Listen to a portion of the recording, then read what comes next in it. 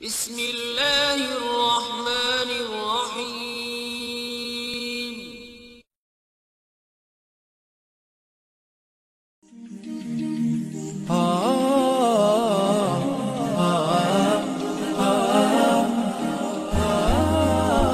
Bismillahirrohmanirrohim. Assalamualaikum warahmatullahi wabarakatuh. Solawat dan salam selalu dan tetap tercurahkan kepada junjungan kita Nabi besar Muhammad Sallallahu Alaihi Wasallam.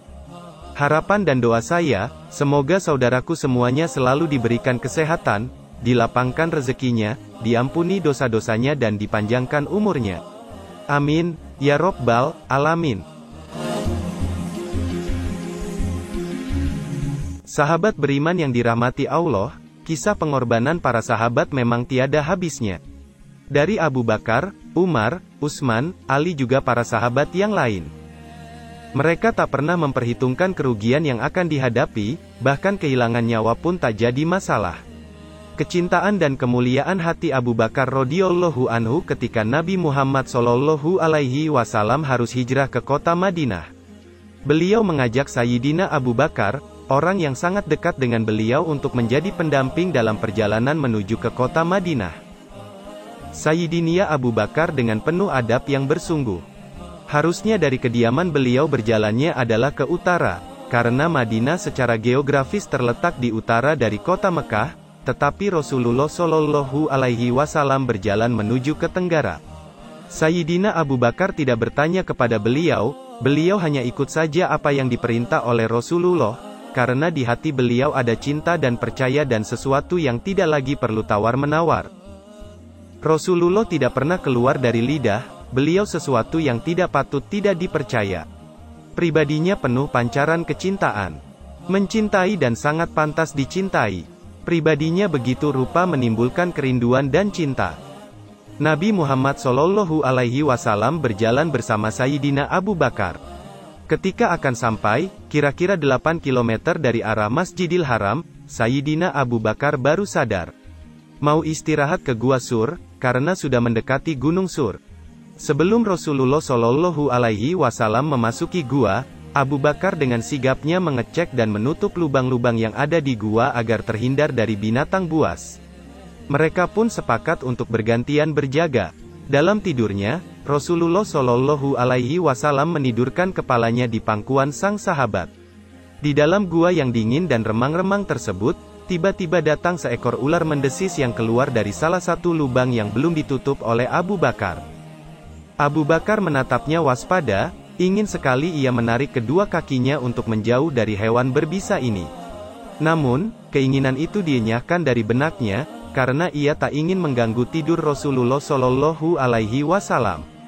Bagaimana mungkin ia tega membangunkan kekasih Allah Subhanahu wa Ta'ala itu? Abu Bakar menutup lubang itu dengan salah satu kakinya. Lalu ular itu menggigit pergelangan kakinya, tapi Abu Bakar tetap saja tak bergerak sedikit pun dalam hening. Sekujur tubuh Abu Bakar terasa panas ketika bisa ular menjalar cepat di dalam darahnya.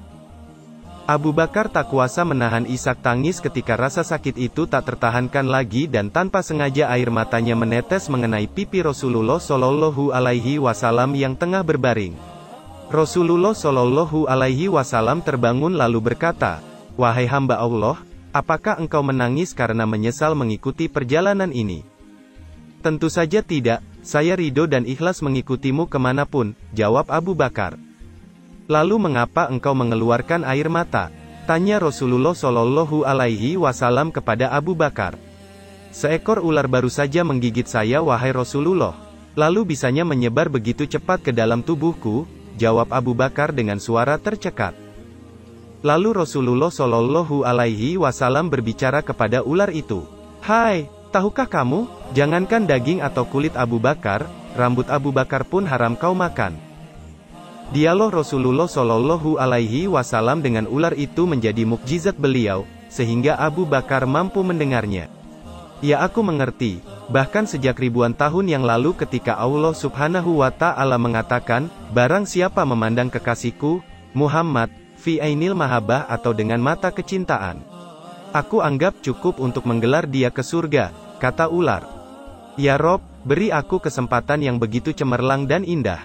Aku ingin memandang wajah kekasihmu fi ainal mahabbah, lanjut ular.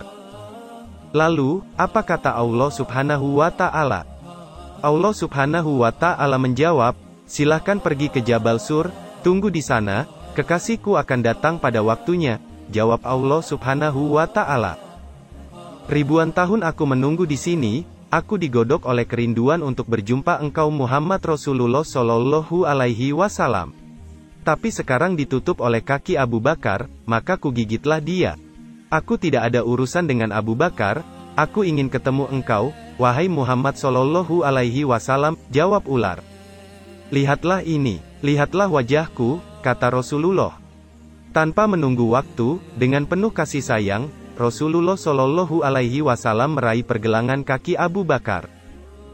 Dengan mengagungkan nama Allah Subhanahu wa Ta'ala Sang Pencipta Semesta, Nabi Muhammad Shallallahu Alaihi Wasallam mengusap bekas gigitan Abu Bakar dengan ludahnya. Maha suci Allah, seketika rasa sakit itu hilang tak berbekas. Gua Sur kembali ditelan senyap. Kini giliran Abu Bakar yang beristirahat dan Rasulullah Shallallahu Alaihi Wasallam berjaga. Dan Abu Bakar pun menggelengkan kepalanya ketika Rasulullah Shallallahu Alaihi Wasallam menawarkan pangkuannya untuk beristirahat. Ia tak rela jika dirinya membebani pangkuan penuh berkah itu. Sahabat beriman yang dirahmati Allah, inilah sikap yang ditunjukkan oleh Abu Bakar As-Siddiq radhiyallahu anhu. Sebagai seorang sahabat kepercayaan Rasulullah Shallallahu Alaihi Wasallam, ia sampai merelakan semua yang dimilikinya demi keselamatan dan perjuangan dakwah Rasulullah Shallallahu Alaihi Wasallam. Bahkan ia merelakan nyawanya terancam demi menemani Rasulullah Shallallahu Alaihi Wasallam. Demikian kisah yang saya sampaikan, semoga bermanfaat untuk kita semua. Amin, ya Rabbal Alamin.